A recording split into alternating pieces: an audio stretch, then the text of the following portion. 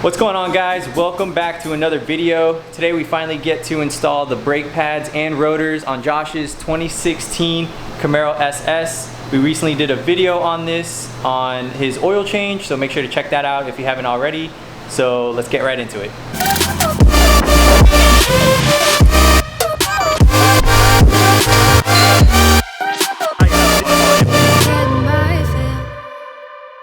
So for those of you that have some bent pinch welds or don't want to bend your pinch welds, this is a pretty cool tool that you just put in your pinch weld, and you can put the jack or jack stand under here. That way you don't mess it up. Not a sponsor or anything, just a cool device thought I'd let you guys know about. First things first, we're going to be removing, where is it? We're going to be removing these pins right here, 1 and 2. So we have like a little punch tool we're going to use, hammer it out, and that's it. And this is what you'll see, and you're literally just gonna punch it all the way out, both of them. So another trick to get the pins out a little easier is make sure to push down on this metal piece right here so that it lines up evenly and it comes out smooth. If not, it's gonna be putting pressure on the pin, making it difficult to pull out. So you're gonna have to wiggle this metal piece out. You're gonna have to pry it, move it around. You just gotta figure it out, really.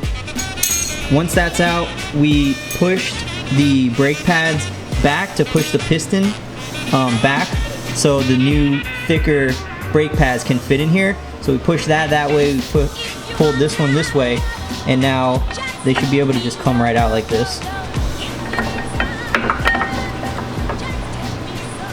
There you go. So if you can see on that bolt, we marked it with a marker.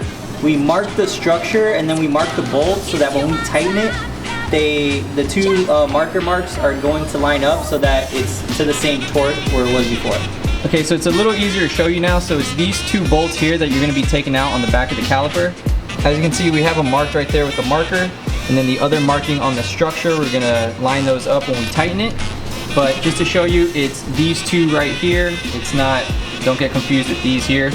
So it's those two. We have it bungeed right now, hanging, so there's no stress on the brake line or anything. And on to the next step.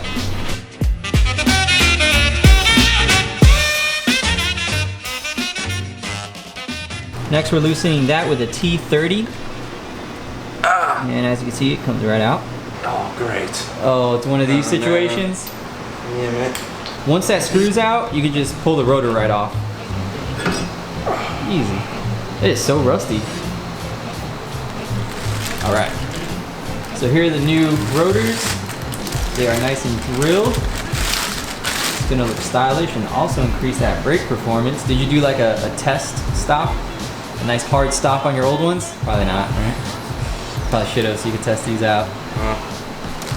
But I'm sure you'll feel a difference. Yep. They look nice. See how long that lasts, how long they stay clean. Front driver's side. Oh, well there you go. Good thing we... That was a complete guess. So it tells you right there what... Nice little sticker. Right in your face. Alrighty. Alright, you gotta put that screw back in. Reverse all the steps.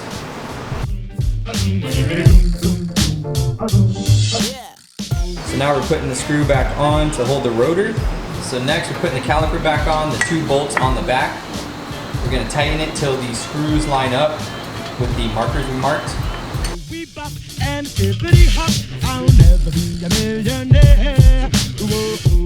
So in the manual it says to torque the brake caliper bolts to 148 foot-pounds. So we did that.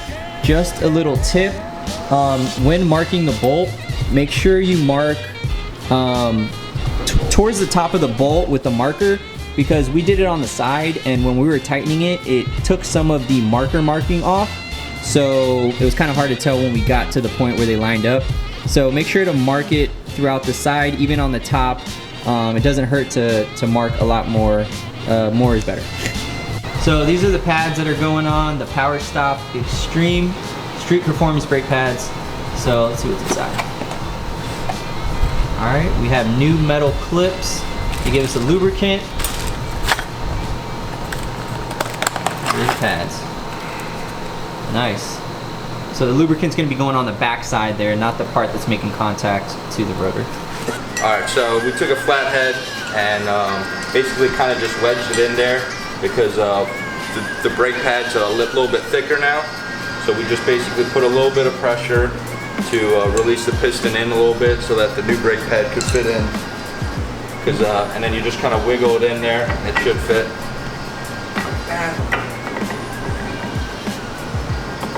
Come on, don't make them look bad. Got this. There we go. Oh, whoa, too far. Cut that out. So next we're going to be putting some of the lubricant on the back of the brake pads and just spreading it evenly. Alright, so next we're going to be lubing the pins up. As you can see, Josh is used to this. Doing it with precision.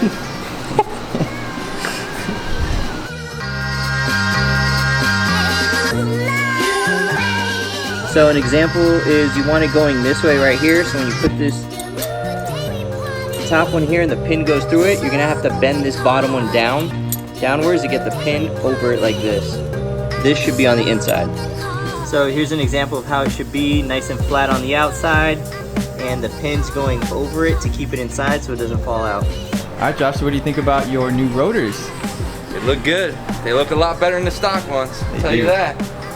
They look meaty, they look aggressive, shiny too. That's not gonna last a while, is it? Yeah. Well, hopefully it'll last longer than the original ones. It's supposed to stop some brake dust. So we're gonna be doing the rear ones next weekend. Didn't have time today, but pretty simple job. Once you get one done, second one's gonna be a lot faster. And I feel like we're pretty confident about the rear ones now that we have experience.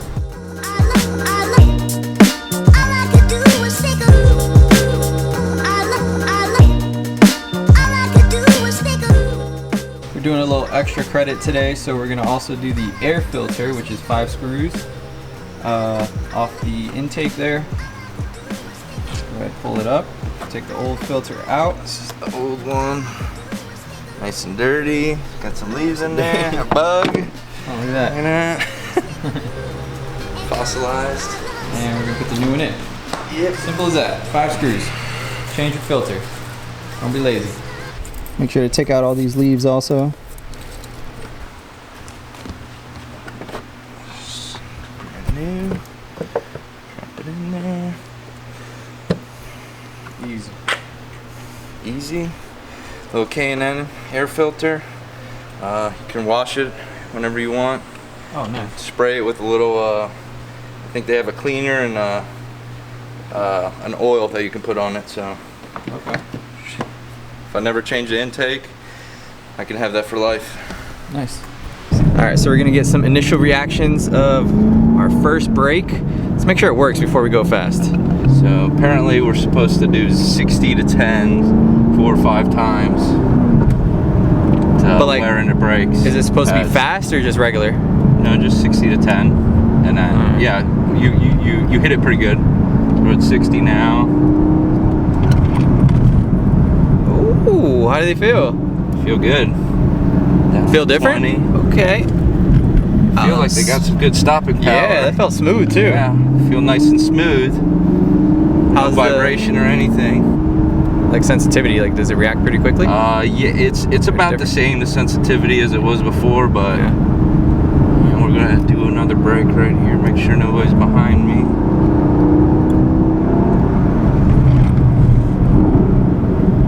Pretty good. Yeah, that felt smooth. Can't wait to get those back ones on there too. Yeah, so right now we're just testing the front two. That's all we had time for today, but next weekend we're gonna do the rear ones and see if that makes a difference.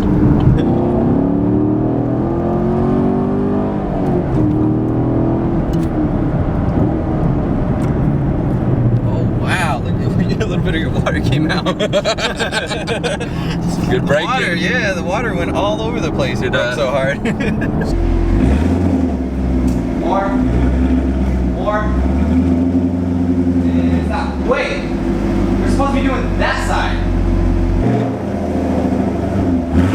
There. This is the following weekend after we did the front brakes. This weekend we're going to be doing the rear brakes. It should be a simple process now that we know what we're doing. So here's Josh and the Camaro He's working on getting it lifted right now.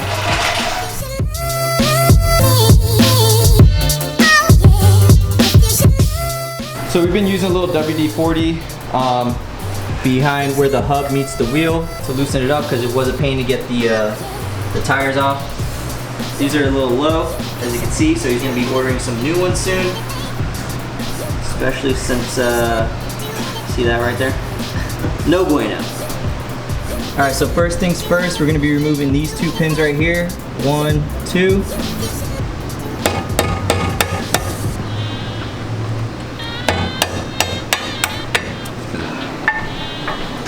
Alright, so now that we have the pins out and the clip, the pads slide right out.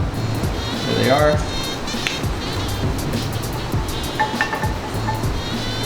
Wiggling the other one out. Oh, you want to push the pistons back with that too. Did you do that on the other one? I did. Alright, both pads are out. Now we just got to take the bolts off the caliper so we can take the caliper off. And we put little bungee cords right there so we can hang the caliper right there since the brake line is staying on. We don't want it dangling by the brake line. Alright, so on the back of the caliper, we're going to use a 5/8 to loosen up. It's 2 bolts, right? Yep.